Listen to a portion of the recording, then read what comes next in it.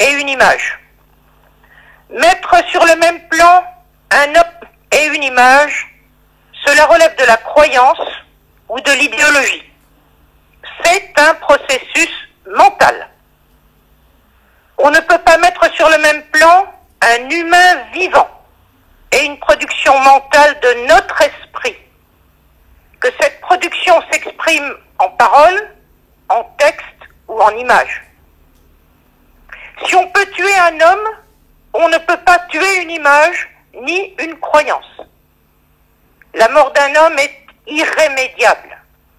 Elle ne peut être réparée. Les images et les croyances, elles ne meurent pas.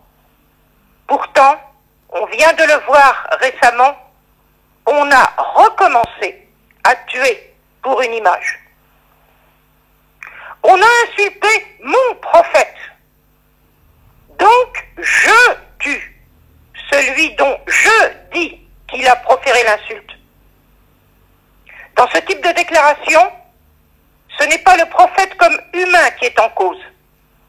Le prophète, il n'est plus là depuis longtemps. Le prophète, il est mort en 632, au début de l'an 12 de l'Hégire. Celui qui met en scène son acte meurtrier, c'est un homme d'aujourd'hui. Cet homme d'aujourd'hui, s'approprie la figure d'un homme du passé à travers l'image qu'il se fait de lui. Ce type de dérive terrible peut être individuel. C'est le cas de l'acte isolé ou de celui de quelques-uns. Mais elle peut aussi être collective, portée par un État, un gouvernement d'aujourd'hui, qui met en scène une politique pénale pouvant aller jusqu'à la mise à mort au nom de la défense de ce qui est proclamé comme étant sacré. Cela ne se passe d'ailleurs pas seulement au nom d'une religion. Les grandes idéologies étatiques non religieuses ont fait de même au cours du XXe siècle. Elles aussi, elles ont été tueuses, et même pire, elles ont été massacreuses. Les grandes idéologies portées par la politique ont tué elles aussi pour des images ou pour des idées qu'elles érigeaient en vérité absolue.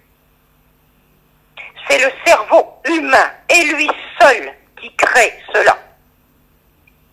Alors, face à ces horreurs, j'ai déjà eu l'occasion de dire et d'écrire que tuer pour une parole ou une image, c'est quelque chose qui reste totalement étranger au Coran.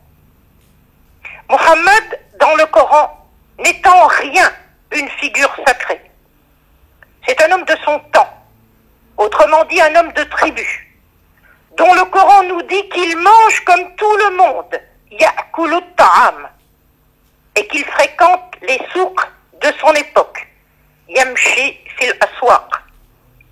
Le Coran ajoute d'ailleurs que c'est aussi le cas de tous les messagers, les mursaloun, qui l'ont précédé.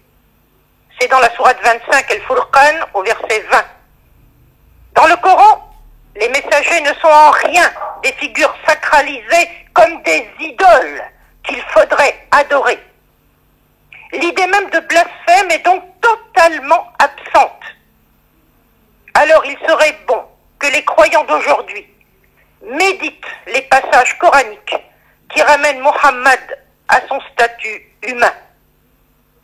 Il faut également se souvenir du passage capital de la sourate 6, Al-An'am, au verset 112, où il est dit « Si les hommes et les djinns tiennent des propos de fausseté, Zukhruf el-Qawl, c'est que ton Seigneur ne les a pas empêchés de le faire. Laisse-les donc, Zarhum, et ce qu'ils inventent. » Dans ce cas, c'est le Seigneur qui parle, et non un homme qui se croit être autorisé à parler ou à agir au nom du Seigneur. Dans la société du 7e siècle, se trouve ainsi reconnue par le Coran une totale liberté de parole. On peut être librement pour choisi sa voie en toute responsabilité. L'heure des comptes, elle vient après. Mais ce ne sont pas les humains qui sont en droit de sanctionner qui que ce soit, et encore moins de tuer au nom d'Allah.